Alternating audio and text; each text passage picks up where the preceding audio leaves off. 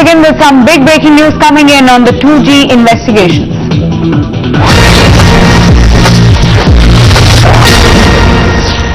And the dirt in the 2G spectrum scam simply does not seem to end, with new details emerging now. Times Now has accessed the details of India's letter rogatory to Mauritius. Poonam Agarwal joining us from the capital. Poonam, it seems that on a day another corporate was questioned by the CBI.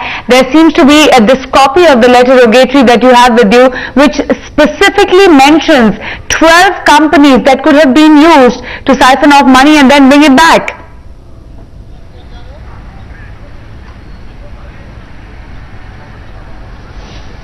Poonam Agarwal joining us, breaking this big story here on News Now at 8. Poonam, it seems that on a day another corporate has also been questioned by the CBI. There seems to be that letter rogatory, a copy of which you have, which mentions 12 specific companies that seem to have been used to siphon money off India and then bring it right back.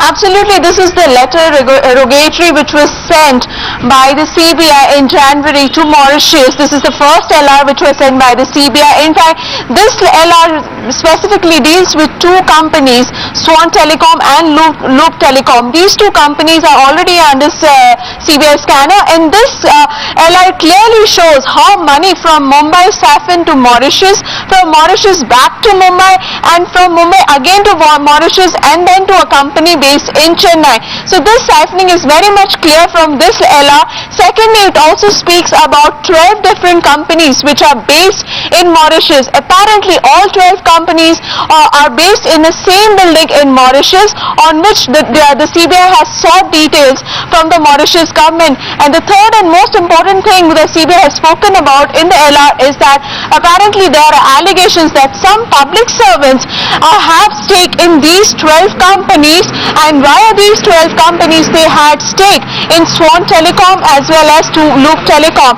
Just to add here that Swan Telecom, as far as this company is concerned, CBI has already cracked the case by actually arresting Shahid Balwa, who was the promoter of DB Realty, and in fact they have got the money trail of kickback which was given to A. Raja's company, and that they have got already. But as far as Loop Telecom is concerned, the CBI is still working on it.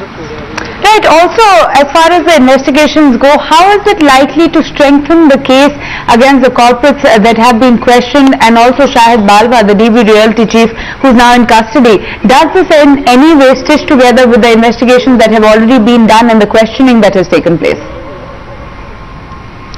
But Maruk, now the entire focus of CBI is now on the beneficiaries, since Swan Telecom, which was one of the dubious company from the very beginning, CBI has already cracked it, but the news is tightening around on the other corporates. In fact, Anil Ambani of ADH Group has already been questioned today. Mr. Dhoot of Videocon was questioned from morning at 10:30 till evening 5 o'clock.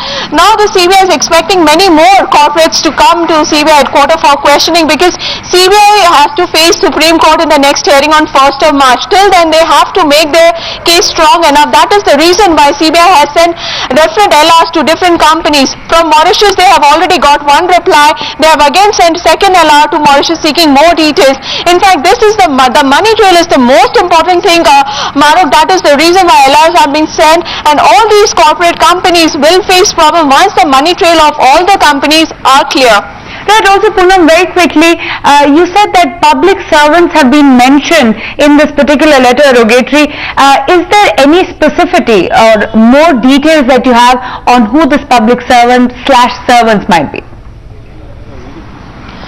Well, Maruk, till now what source-based information we have gathered from the CBI, that in response to this LR, Mauritius government has given the name of A. Raja as one of the public servants who had stake in all the 12 companies which are based in Mauritius. And the most important thing is that all these 12 companies have an office in the same locality. That actually makes it more dubious. So these are the facts which have surfaced. So certainly CBI case is pretty much strong as far as... Right, Poonam. Thanks so much for those details. That big story that we're breaking right on top of News Now.